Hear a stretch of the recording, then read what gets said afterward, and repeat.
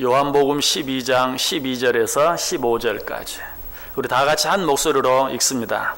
그 이튿날에는 명절에 온 큰 무리가 예수께서 예루살렘으로 오신다는 것을 듣고 종려나무 가지를 가지고 맞으러 나가 외치되 호산나 찬송하리로다. 주의 이름으로 오시느니 곧 이스라엘의 왕이시여 하더라. 예수는 한 어린 나귀를 보고 타시니 이는 기록된 바 시온 따라 두려워하지 말라.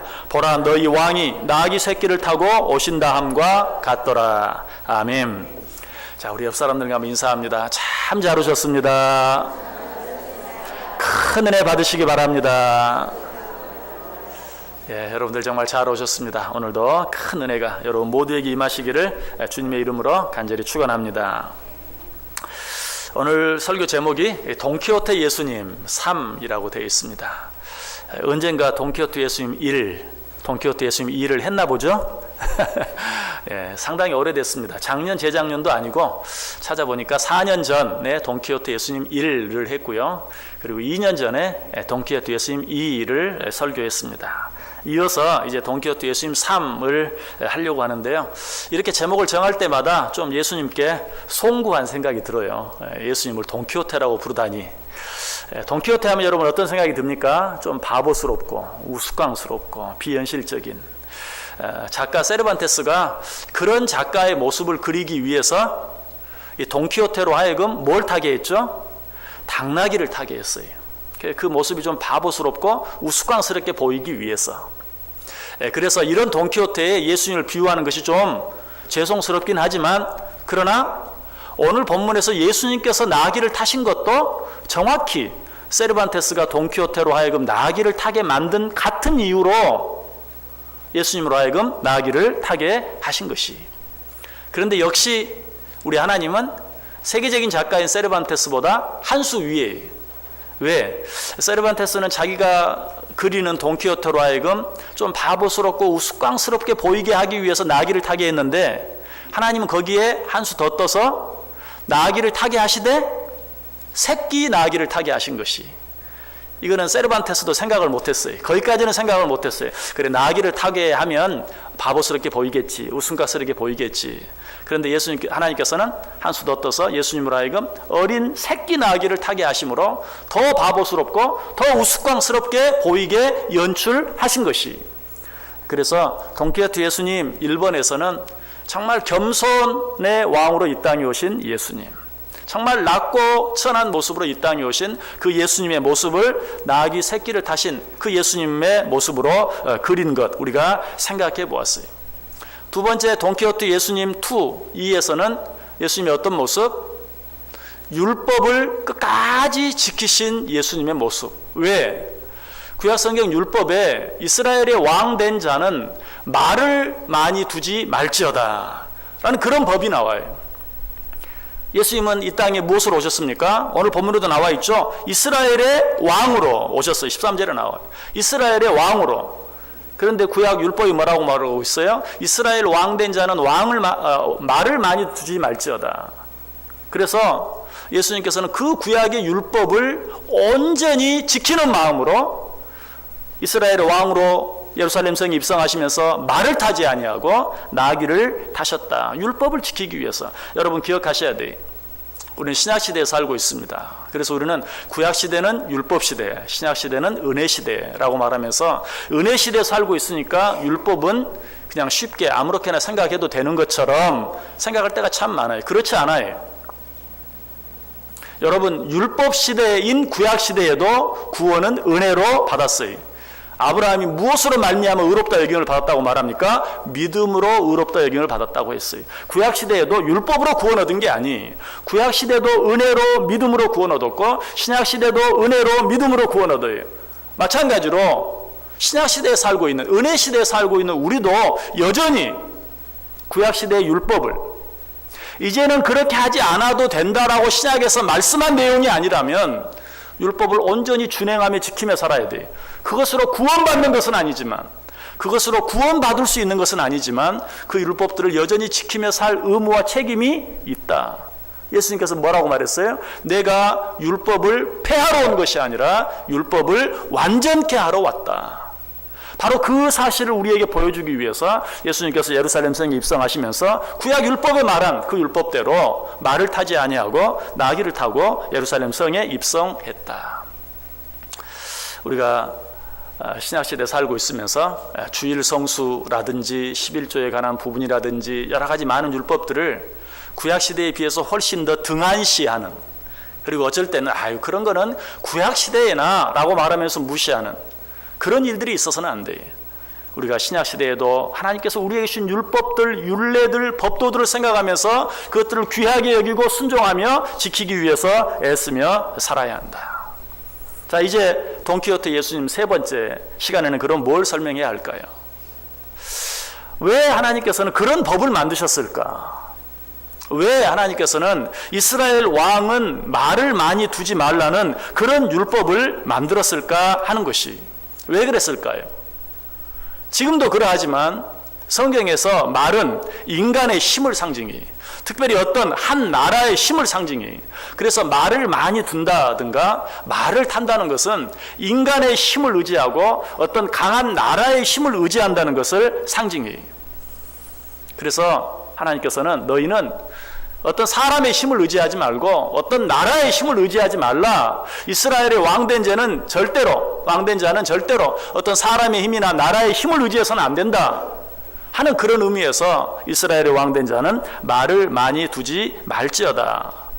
그것들을 의지하지 말라 라고 우리에게 말씀하시는 것이, 시편 20편 7절 8절에 보면 어떤 사람은 병거, 어떤 사람은 말을 의지하나 우리는 여호와 우리 하나님의 이름을 자랑하리로다. 그들은 비틀거리며 엎드려지고 우리는 일어나 바로 서도다. 너희는 말을 의지하지 말라. 말을 의지하지 말고 하나님을 의지하라. 말을 의지하는 자는 비틀거리고 엎드러지겠으나 하나님을 의지하는 우리는 일어나 똑바로 서도다. 바로 이런 차원에서 이스라엘의 왕된 자는 말을 많이 두지 말지어다 라고 말했고, 오늘 예수님께서도 어떤 세상의 힘이나 인간의 힘을 의지하지 아니하고 오직 하나님만을 의지한다는 그런 의미에서 말을 타지 아니하고 나귀를 타고 예루살렘 성에 입성하였다는 것이, 시편 33편 17절에도 말합니다. 구원하는 데 군마는 헛되며 군대가 많다 하여도 능히 구하지 못하는도다. 세상에서 힘의 상징은 그 병거, 말, 이런 것들이 우리를 구원하는 데는 아무 의미도 없다. 아무 힘도 없다. 또 하나님께서 자기를 대적하는 자들을 치시겠다, 멸망시키겠다 라고 말할 때도 꼭 이렇게 말씀하세요. 스가랴 10장 5절에 싸울 때 용사같이 거리의 진흙 중에 원수를 밟을 것이라. 여호와가 그들과 함께한즉 그들이 싸워 말탄 자들을 부끄럽게 하리라. 말탄 자들을 부끄럽게 하리라. 무슨 말이에요? 사람의 힘을 의지하고 세상의 힘을 의지하는 자들을 부끄럽게 만들겠다. 예레미야 51장 21절에도 내가 말과 기마병을 분쇄하며 내가 병거와 병거대를 부수며. 왜 이렇게 하나님께서는 말을 싫어합니까? 병거를 싫어합니까? 기마대를 왜 이렇게 싫어합니까? 말이 싫어서가 아니라 세상의 힘, 인간의 힘을 의지하는 그들을 하나님께서 결코 내버려두지 아니하시겠다라는 것이. 그래서 시편 기자는 시편 76편 6절에 야곱의 하나님이여 주께서 꾸짖으심에 병거와 말이 다 깊이 잠들었나이다. 무슨 말인 것 같아요? 이제 금방 이해가 되죠? 하나님이 꾸짖으시면 이 세상에 어떤 강한 인간의 힘이라도, 이 세상에 어떤 강한 나라의 힘이라도 다 잠들 수밖에 없는, 아무것도 아닌 것이 될 수밖에 없는, 실제로 이런 일이 언제 일어났어요? 홍해를 건너는 그 사건을 속에서 일어나죠. 이스라엘 백성들이 홍해를 건넜습니다. 이 세상에서 가장 강한 나라인 애굽의 기병들이 말을 타고 병거를 끌고 그 뒤를 쫓아갑니다. 그러나 하나님께서 어떻게 했어요? 그들이 바다 한가운데 이르렀을 때 물이 다시 합쳐지게 하므로 그 말과 기병들이 그 바다에 그대로 수장되고 마는. 출애굽기 15장 1절에 나오죠. 이때 모세와 이스라엘 자손이 이 노래로 여호와께 노래하니 일러스되 내가 여호와를 찬송하리니 그는 높고 영화로우시며 말과 그 탄 자를 바다에 던지셨음이니라. 이것도 뭘 말해요? 말과 기병들을 바다에 다 수장시킴으로 말미암아서 이 세상의 힘의 상징인 말, 어떤 사람의 힘, 어떤 강한 나라의 힘, 이 모든 것들이 하나님 앞에서 아무것도 아닌 것을, 헛된 것인 것을 우리에게 분명하게 가르쳐 주고 있는 것이, 이와 같이 말은 세상의 힘을 상징합니다. 그리고 인간의 힘을 상징합니다. 그래서 그것을 의지하는 것은 곧 만군의 하나님을 의지하지 아니할 뿐만 아니라 보다 적극적으로 만군의 하나님을 대적하는 행위로 성경은 간주하고 있는 것이. 그래서 하나님보다 강대국가 인간의 힘을 더 의지했던 이스라엘 백성들이 하나님 앞에 자기들의 죄를 뉘우칠 때 뭐라고 뉘우친 줄 아세요? 하나님을 잊어버리고 사람의 힘을 의지하고 하나님을 잊어버리고 어떤 나라의 힘을 의지했던 이스라엘 백성들이 잘못했습니다, 용서해 주세요 라고 회개할 때 뭐라고 회개했는가? 호세아 14장 3절에 보면 우리가 아수르의 구원을 의지하지 아니하며 말을 타지 아니하며 다시는 우리의 손으로 만든 것을 향하여 너희는 우리의 신이라 하지 아니하오리니. 다시는 말을 타지 않겠습니다. 이게 뭐예요? 정말 말을 타지 않겠다는 겁니까? 아니, 다시는 사람의 힘을 의지하지 않겠습니다. 다시는 어떤 강대국의 힘을 의지하지 않겠습니다. 오직 하나님만 의지하겠습니다. 회개할 때 그렇게 회개하는 거예요. 우리가 다시는 말을 타지 않겠습니다. 그런데 성경의 위대한 인물 가운데 한 사람이 이 하나님의 법도를 어기고 인간의 힘, 세상의 힘을 의지해서 하나님께 크게 징계를 받은 한 사람이 있어요. 누굽니까? 뜻밖에도 솔로몬이. 열왕기상 4장 26절에 보면 솔로몬의 병거의 말 외양간이 4만이요 마병이 12,000명이다. 솔로몬은 말을 많이 두었어요. 병거를 많이 두었어요. 솔로몬의 병거의 말 외양간이 4만이다. 마병이 12,000명이다. 어마어마하죠. 하나님 뭐라고 말했어요? 이스라엘의 왕된 자는 말을 많이 두지 말지어다 그랬는데 솔로몬이 그 말을 많이 두었어요. 더더욱 그 말들이 어디서 온 말인가? 열왕기상 10장 28절 이하에 보면 솔로몬의 말들은 애굽에서 들여왔으니 왕의 상인들이 값주고 산 것이며 애굽에서 들여온 병거는 한 대에 은 600세겔이요 말은 한 필에 150세겔이라. 이와 같이 햇사람의 모든 왕과 아람 왕들에게 그것들을 되팔기도 하였더라. 이 모든 말들이 어디서 왔다고요? 애굽에서 왔다. 그 당시 세계에서 가장 강한 나라인 애굽에서. 하나님께서는 이스라엘 백성들을 애굽에서 출애굽시키셨어요. 그런데 솔로몬은 그 애굽의 힘을 아직도 의지하고 그 애굽에서 많은 말들을 들여왔다. 또 그것들을 다른 나라에 되팔기도 하였다라고 이야기하고 있어요. 여러분, 솔로몬이 많이 가졌던 그 말이 애굽에서 왔다는 것, 이것이 의미하는 것이 무엇입니까? 이것은 정말 말을 의지한다는 것뿐만 아니라 세상의 가장 강한 나라였던 애굽의 힘을 의지한다는 것을 단적으로 보여줘요. 이사야 31장 1절 3절이 말해요. 도움을 구하러 애굽으로 내려가는 자들은 화 있을진저 그들은 말을 의지하며 병거의 많음과 마병의 심히 강함을 의지하고 이스라엘의 거룩하신 이를 앙모하지 아니하며 여호와를 구하지 아니하였다. 애굽은 사람이요 신이 아니며 그들의 말들은 육체요 영이 아니라 여호와께서 그의 손을 펴시면 돕는 자도 넘어지며 도움을 받는 자도 엎드러져서 다 함께 멸망하리라. 애굽을 의지하는 것은 사람을 의지하는 것이다. 애굽을 의지하는 것은 하나님을 의지하는 것이 아니라 인간의 힘을 의지하는 것이다 라고 분명히 이야기해 주고 있어요. 솔로몬이 이 일로 인하여 하나님께 큰 징계를 받게 돼요. 여러분, 바로 이런 이유들 때문에 예수님께서 이스라엘의 왕으로 예루살렘 성에 입성하면서 말을 타지 아니하고 나귀를 타신 것이. 자, 그런데 여기서 한번 좀 이렇게 머리가 빨리 돌아가시는 분들은 그럴 바에는 차라리 그냥 걸어서 가시지. 나귀는 또 왜 타시나? 그렇게 걸어가기가 싫으셨나? 그렇게 게으르신가? 말을 타지 않기 위해서라면 그냥 말에서 내려서 말을 타지 않고 걸어서 들어가시면 될 텐데 왜 나귀를 타시는가? 이것은 예수님은 겸손하시기 때문에 하는 것을 말씀드릴 때도 이미 설명을 드렸지만, 여러분, 말을 타는 것도 사람의 힘을 의지하는 것이지만 사람의 다리로 걸어가는 것도 결국은 뭐예요? 사람을 의지하는 것이고 무엇보다도 자기 자신을 의지하는 것이. 시편 147편 10절과 11절에 보면 여호와는 말의 힘을 세다하여 기뻐하지 아니하시며 사람의 다리가 억세다하여 기뻐하지 아니하시고 여호와는 자기를 경외하는 자들과 그의 인자하심을 바라는 자들을 기뻐하시는도다. 말을 의지하는 것도 기뻐하지 않지만 사람의 다리를 의지하는 것도 기뻐하지 않는다.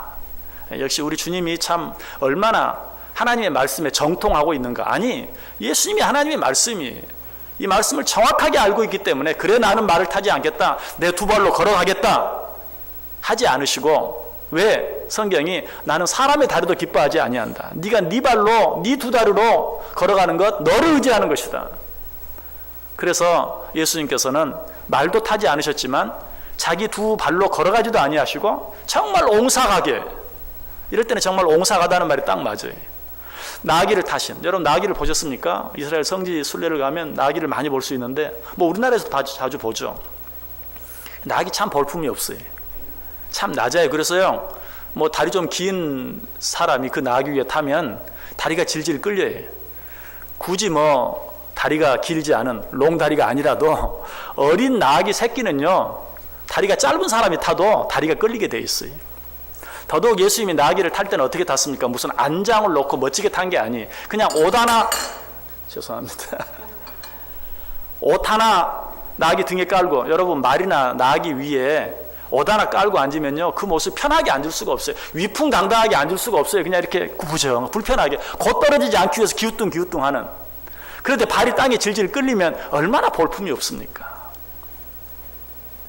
이처럼 예수님께서는 말의 힘도 의지하지 아니하시지만 자기 다리의 힘도 의지하지 않는, 자기 발로 가면 그래도 모습이 훨씬 나아요. 그런데 그 가운데서 가장 옹색하고 불편하고 볼품없는 그런 모습을 취하시고 예루살렘 성으로 입성하셨다는 사실이요. 왜? 말도 의지하지 아니하고 어떤 사람이나 수양의 힘도 의지하지 아니하고 자기 자신의 힘도 의지하지 아니하고 오직 하나님만 의지한다는 것을 분명하게 보여주고 나타내주기 위해서. 사도 요한은 이러한 예수님의 모습을 어떻게 증거합니까? 요한복음 2장 24절 25절에 예수는 그의 몸을 그들에게 의탁하지 아니하셨으니 이는 친히 모든 사람을 아시며 또 사람에 대하여 누구의 증언도 받으실 필요가 없었으니 이는 그가 친히 사람의 속에 있는 것을 아셨습니다. 우리 예수님은 세상에 있는 그 어떤 것 아무것도 의지하지 아니하시고 오직 하나님만을 의지하는 모습을 보여주시기 위해서 나귀, 그것도 나귀 새끼를 타셨다라는 것이. 사랑하는 성도 여러분, 여러분 이 세상을 살아가면서, 신앙생활을 하면서 여러분들은 누구를, 무엇을 의지하며 살아가고 있습니까? 아직도 여러분의 부모를 의지하고 살아가는 분이 있습니까? 아니면 혹 여러분의 남편이나 여러분의 아내를 의지하며 살아가고 있습니까? 아니면 여러분의 자녀 혹은 형제 자매들을 의지하며 살아가고 있습니까? 성경은 우리에게 분명히 말하죠. 그런 것들을 의지하지 말라. 마태복음 19장 20절에 또 내 이름을 위하여 집이나 형제나 자매나 부모나 자식이나 전토를 벌인 자마다 여러 배를 받고 또 영생을 상속하리라. 참 이 말씀은 참 들을 때마다 이해하기가 어려워요. 내 이름을 위하여 집이나 형제나 자매나 부모나 자식이나 전토를 벌인 자마다 하나님이 축복해 주시겠다. 여러분 이 말이 무슨 말이에요? 부모 형제를 버려라? 사랑하지 말아라? 아니, 그들을 의지하지 말라. 그들을 의지하지 아니하고 하나님만을 의지하며 살아가는 자들은 여러 배를 받고 또 영생을 상속하리라 라고 말하고 있어요. 이 사실을 마가는 조금 다르게 기록하죠. 마가복음 10장 29절 30절에 예수께서 이르시되 내가 진실로 너희에게 이르노니 나와 복음을 위하여 집이나 형제나 자매나 어머니나 아버지나 자식이나 전토를 벌인 자는 현세에 있어 집과 형제와 자매와 어머니와 자식과 전토를 100배나 받되 박해를 겸하여 받고 내세에 영생을 받지 못할 자가 없느니라. 여기 좀 다르게 말한 것은 뭐예요? 100배나 받고 라고 말할 뿐만 아니라 박해를 함께 받는다. 박해를 겸하여 받는다. 이 말은 무슨 말이에요? 이거 쉽지 않다는 것이. 이 세상을 살아가면서 부모도 의지하지 아니하고 남편도 아내도 자식도 형제도 의지하지 아니하고 살아가는 것이 정말 힘들고 어렵다. 그렇게 하려고 할 때 사람들로부터 박해를 받게 될 것이다. 그럼에도 불구하고 너희가 그렇게 할 때, 그들을 의지하지 아니하고 하나님만 의지하며 살아갈 때 하나님께서 100배로 축복해 주시고 함께 해 주실 것이다 라고 말하고 있는 것이에요. 다시 한번 말씀드립니다. 부모, 형제 또 뭐 자녀들 미워하라는 말 아니, 그들을 의지하지 말라, 의지할 대상으로 삼지 말라 라고 우리에게 말씀해 주고 있어요. 이사야 2장 22절에 말합니다. 너희는 인생을 의지하지 말라. 그의 호흡은 코에 있나니 새말 가치가 어디 있느냐. 인생을 의지하지 말라. 누구든지 설령 부모라 할지라도 이 세상에 부모만큼 자녀를 사랑하는 사람이 어디 있어요? 그러나 그 부모도 어때요? 자녀가 당한 어떤 문제 앞에서 속수무책일 때가 얼마나 많은지 몰라요. 특별히 그 자녀가 죽음의 위협 가운데 있다면, 인간의 방법으로 치료할 수 없는 어떤 질병으로 인하여 죽음 가운데 있다면 어떻습니까? 아무도 그 문제를 해결할 수 있는 부모가 없어요. 아주 어린 자녀가 정말 죽을 병에 걸려 죽어가고 있다고 생각해 보세요. 그 아이가, 그 부모가 할 수 있는 일이 뭡니까? 죽지 아니할 것처럼 그저 옆에서 밝은 얼굴로 내일 모레 죽을 터인데도 어떻게 하지 못하고 아무것도 하지 못하고 그 앞에서 동화책이나 읽어줘야 되는, 그게 부모가 할 수 있는 일의 전부예요. 아이가 아침에 학교에 갑니다. 어떤 사고가 그 앞에 있을지 알지 못해요. 이 아이가 교통사고를 당하게 될지 누구에게 납치가 될지 알 수 없어요. 그럼에도 불구하고 함께 할 수 없어요. 그저 차 조심해라 말 한마디 하고, 그러다가 정말 생각지 않았던 그런 엄청난 그런 사고를 당하고 슬퍼하는 이런 부모들의 모습도 우리는 많이 봐요. 이렇게 약해요. 인간은 이렇게 약해요. 이 세상에서 나를 가장 사랑해 줄 수 있고 생각해 줄 수 있는 사가 부모이지만, 그러나 그 부모의 힘은 너무 미미해요. 그래서 성경은 말해요. 사람을 의지하지 말라. 인생을 의지하지 말라. 그 호흡은 코에 있나니 수에 셀 가치조차 없다. 숨 떨어지면 아무것도 아니라는 사실이, 아니 숨이 붙어있는 그 순간도 마찬가지. 근데 어떤 분이 성경 공부하면서 이 구절을 읽었거든요. 뭐 내 부모나 내 자녀나 형제나 이런 자들을 의지하지 말라. 그랬더니 이분이 아주 예리해. 거기에 남편 아내는 없는데요. 그 말은 남편이나 아내는 의지하며 살라는 말 아닌가요? 참 그럴듯해. 남편과 아내 어때요? 서로 사랑해야지만 남편과 아내도 의지할 대상은 되지 않아요. 거기에는 나와 있지 않지만 미가서 7장 5절에 보면 너희는 이웃을 믿지 말며 친구를 의지하지 말며 내 품에 누운 여인에게라도 내 입의 문을 지킬지어다. 여기 보면 분명히 이웃도 친구도, 어떤 사람도 그렇게 말하죠. 이웃 사촌, 아이고 부모 형제 뭐 다 소용없더라고요. 가까이 있는 이웃이 최고더라고요. 이웃 사촌이에요. 그 이웃도 친구도, 아니 내 품에 누운 여인이라도, 무슨 말이, 내 남편이나 내 아내라 할지라도 의지하지 말라. 서로 사랑하며 살되 의지하지 말라라고 이야기하고 있어요. 아마 이런 이야기를 하면 목사님 그렇게 열심히 그 부분 설명할 필요 없습니다. 나는 사람 절대 의지하지 않습니다. 어떤 사람도 의지하지 않습니다. 부모도 형제도 남편도 아내도. 오직 나는 나만 믿습니다. 이렇게 말하는 사람이 있을 줄 몰라요. 그렇게 말할 사람이 있는 것도 성경이 알았어요.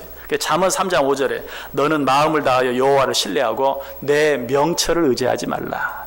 너도 믿지 말라. 사실 우리가 겸손하게 정직하게 생각해 보면요, 세상에 제일 못 믿을 놈이 나예요. 아닙니까? 그래도 다른 사람과 한 것들, 또 다른 사람이 나에게 한 약속들은요, 그래도 체면을 위해서라도 하는 척이라도 해요. 그런데 내가 나하고 한 약속은요, 누가 보는 사람이 없고 아는 사람이 없으니까 내 마음대로 해. 그냥 한다고 했다가 안 하고 안 하면 그만이지, 몰라. 자기하고 한 일에 대해서 신뢰가 없어요. 여러분 자기 자신도 절대로 믿을 수 있는 그런 사람이 아니에요. 또 이렇게 말하면 그렇게 말할 사람도 있겠죠. 맞습니다. 자기 자신이라도 사람은 사람이죠. 사람은 믿을 게 못 됩니다. 그러나 돈은 정직합니다. 돈은 거짓말하지 않습니다. 물질은 거짓말하지 않습니다. 라고 말할 수 있는 사람이 있을지 몰라요. 성경은 또 뭐라고 말해요? 잠언 11장 28절에 자기의 재물을 의지하는 자는 패망하려니와. 여러분 돈이 정직한 게 아니에요. 돈이 변하지 않는 게 아니에요. 돈은 있다가도 없고 없다가도 있는, 그야말로 정말 하루아침에 생기기도 하고 사라지기도 하는, 그것을 의지하는 자는 어떻게 된다고요? 패망할 수밖에 없다. 결론적으로 우리가 의지할 수 있는 분은 오직 누구십니까? 오직 하나님 한 분뿐이에요. 여러분 성경 한번 찾아보시기 바랍니다. 시편 115편 9절에서 11절까지 있는 말씀 한번 찾아서 같이 읽겠습니다. 시편 115편 9절에서 11절.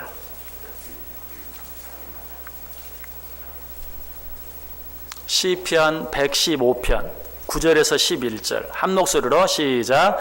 이스라엘아 여호와를 의지하라. 그는 너희의 도움이시요 너희의 방패시로다. 아론의 집이여 여호와를 의지하라. 그는 너희의 도움이시요 너희의 방패시로다. 여호와를 경외하는 자들아 너희는 여호와를 의지하여라. 그는 너희의 도움이시요 너희의 방패시로다. 아멘. 여호와 하나님 의지하시길 바랍니다. 여호와 하나님만이 우리의 참 도움이 되시고 참 방패가 되어 주십니다. 이렇게 하는 자들에게 어떤 약속의 축복이 주어졌습니까? 성경 한번 다시 찾아보세요. 시편 56편 4절. 시편 56편 4절.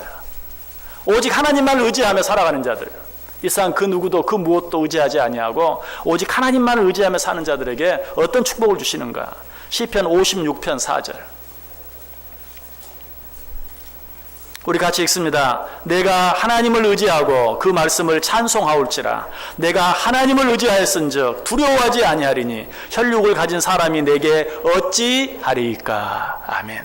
하나님만 의지하며 살아가는 자들은 두려움 없이 담대하게 세상을 이기며 살아갈 수 있어요. 그런 자들은 사람들이 어찌할 수 없어요. 한 구절 더 보죠. 시편 84편 12절. 시편 84편 12절. 시편 84편 12절. 역시 같이 읽습니다. 만군의 여호와여 주께 의지하는 자는 복이 있나이다. 아멘. 복받기 원하십니까? 여호와 하나님을 의지하며 사는 자들에게는 복이 있을 것이다. 이 놀라운 사실을 우리에게 가르쳐 주시기 위해서 예수님께서 예루살렘 성에 입성하시면서 어린 새끼 나귀를 타시고 가셨어요. 나는 어떤 사람의 힘도 의지하지 않는다. 나는 어떤 세상, 어떤 강한 나라의 힘도 의지하지 않는다. 오직 하나님 한 분만을 의지한다 하는 것을 우리에게 보여주시고 가르쳐 주시기 위해서요. 주님께서 나귀를 타시고 예루살렘 성에 입성하신 이 종려주일에 정말 이 주님의 몸으로 보여주신 이 교훈을 우리가 받아들이고 이 세상 살아가면서 어떤 사람의 힘이나 나 자신의 힘이나 물질의 힘이나 어떤 강한 나라의 힘도 의지하지 아니하고 오직 주님만, 하나님만 의지하며 살아갈 때 하나님께서 약속하신 이 놀라운 은혜와 축복을 받아 누릴 수 있기를 주님의 이름으로 간절히 축복합니다. 기도하겠습니다. 하나님 감사합니다. 나귀를 타고 예루살렘 성에 입성하신 주님을 기념하는 이 종려주일에 주님께서 왜 그렇게 하셨는지 생각해 보게 하시고 그 모습을 통해서 우리도 이 세상 살아가면서 어떤 사람 의지하지 아니하고 어떤 세상의 힘을 의지하지 아니하고 오직 하나님만을 의지하며 살아가기로 마음에 다짐할 수 있게 하시니 감사합니다. 그렇게 살아갈 때 하나님을 의지하며 살아가는 자들에게 약속하신 그 은혜와 축복으로 우리 가운데 충만히 채워 주옵소서. 예수님의 이름으로 기도드리옵나이다. 아멘. 다 자리에서